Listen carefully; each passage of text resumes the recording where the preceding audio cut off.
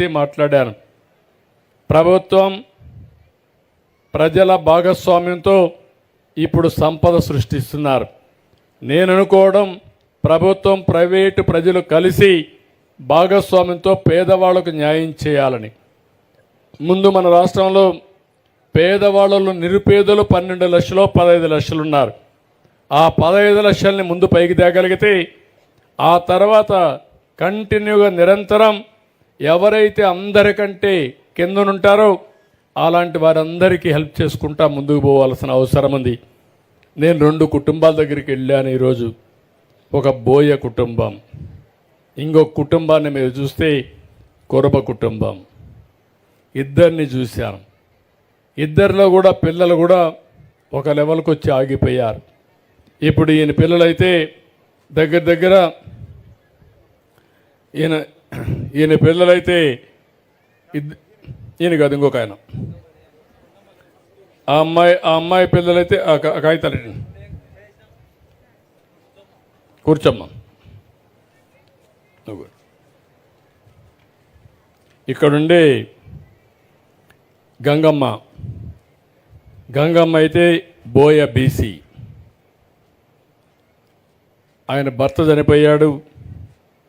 4 ఎకరాల 62 సెంట్లు భూమి కూడా ఉంది, కానీ ఆ భూమి అంతా కూడా దేనికి ఉపయోగపడడం లేదు.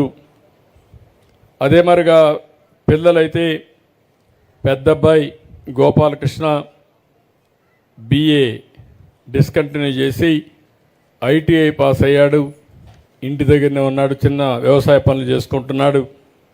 ఇంకొక పక్కన రెండో అతనైతే 10వ తరగతి పాస్ అయ్యాడు. వేరే ఆటో తీసుకుని ఆటో నడుపుతున్నాడు. కూతురికి పెళ్లి చేసింది. వాళ్ళు నేను పోయినప్పుడు ఒక ఇల్లు అడిగారు. ఇల్లు ఇమ్మీడియట్గా శాంక్షన్ చేస్తున్నానని చెప్పి వారికి హామీ ఇచ్చా. అదే సమయంలో చిన్న అబ్బాయి నాకు ఒక ఆటో తీసి ఇవ్వండి, నేను ఆటో నడుపుకుంటానని చెప్పి అడిగాడు. ఎలక్ట్రికల్ ఆటో తీసి ఇవ్వడానికి నేను ముందుకు వచ్చాను. ఏదైతే EVM ఏదైతే ఉందో, ఎలక్ట్రికల్ వెహికల్ ఉందో, అది రేపే కలెక్టర్కి ఆదేశాలు ఇచ్చా. రేపే ఆయనకు ఆటో డెలివరీ చేస్తారని చెప్పి కూడా నేను మీకు తెలియజేస్తున్నా. దానివల్ల ఆ కుటుంబం బాగుపడుతుంది. ఇంకో పక్కన చింతగింజల వెంకటేష్ గారు, ఆయనకు 2 కొడుకులు, ఒక కూతురు. ఇద్దరిని చూస్తే ఒక అతను పెళ్ళయింది, ఇద్దరికి పెళ్ళిళ్ళు అయినాయి.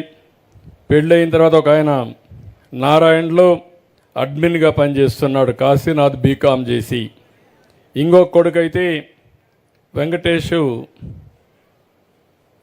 ఇంకొక కొడుకు ఇక్కడే నన్ను పత్తికొండ గ్రామీణ బ్యాంకులో కరెస్పాండెంట్గా పనిచేస్తున్నాడు, శేఖర్.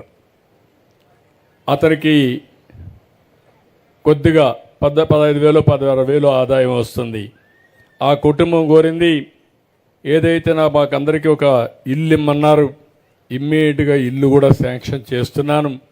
ఆయన చేసినప్పుడు నేను అడిగాను, నీకు బోరు కావాలంటే బోరు వేపిస్తానంటే, సార్ మీరు బోరు వేపిస్తారు కానీ ఉప్పు నీళ్ళు ఉన్నాయి, ఆ నీళ్లు వల్ల వ్యవసాయం పని చేయలేము కాబట్టి అది అవసరం లేదంటే నేను అప్పుడు ఆలోచించాను.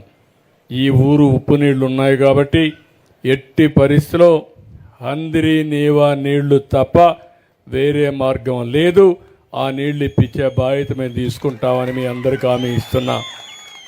అందుకే ఇవన్నీ చూసినప్పుడు నేరుగా చూస్తే ఆలోచనలు వేరుగా ఉంటాయి. ఎక్కడో హైదరాబాద్లోనో లేకుంటే అమరావతిలో కూర్చుంటే నాకు అర్థం కాదు. అందుకే ఈరోజు నేను నేరుగా మీ దగ్గరికి వచ్చాను. అన్ని విషయాలు అధ్యయనం చేసుకున్నాను. కలెక్టర్లకు కూడా చాలా వరకు బాధ్యత ఇస్తున్నా. రాబోయే రోజుల్లో ఏ విధంగా నేను ఈరోజు ఈ గ్రామానికి డైరెక్షన్ ఇచ్చానో అన్ని గ్రామాలను ఇదే విధంగా తయారు చేసే బాధ్యత జిల్లా అడ్మినిస్ట్రేషన్కి, ఎమ్మెల్యేలకు అప్పచెప్తున్నా. ఎప్పుడు కూడా ఇది పొలిటికల్ గవర్నెన్స్.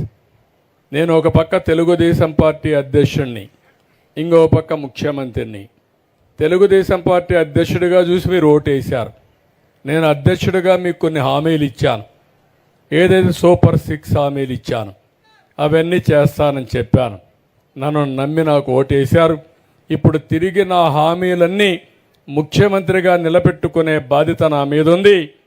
అందుకే అటు పార్టీని ఇటు ప్రభుత్వాన్ని సమన్వయం చేసుకొని ఎక్కడా చిన్న పొరపాటు జరగకుండా చేయవలసిన బాధ్యత నా మీద ఉంది. అది చేస్తానని మీ అందరికీ హామీ ఇస్తున్నా. ఒక పక్క పొలిటికల్ గవర్నెన్సే ఉంటుంది, అదే సమయంలో అడ్మినిస్ట్రేషన్ సహకారం తీసుకుంటాం. నీతివంతమైన పాలన, సమర్థవంతమైన పాలన ఇస్తాం. ఇప్పుడు నేను చెప్పాల్సినంత చెప్పాను, మీకు కూడా అర్థమై ఉంటుంది. ఊరి సమస్యలన్నీ పరిష్కారం చేస్తున్నాం, వ్యక్తిగత సమస్యలన్నీ పరిష్కారం చేస్తున్నాం. ఇప్పుడు మిగిలింది వ్యక్తిగత ఆదాయం. మీ ఆదాయాన్ని పెంచే మార్గం చూడాలి. అందుకే ఒక మాట చెప్పాను, మీ ఆదాయం పెరగాలంటే నీళ్లు రావాలి. ఆ నీళ్లు ఇచ్చే బాధ్యత తీసుకుంటాం. ఆ నీళ్లు వచ్చిన తర్వాత ఏ పంటలు వేయాలనో మీరు ఆలోచించాలి.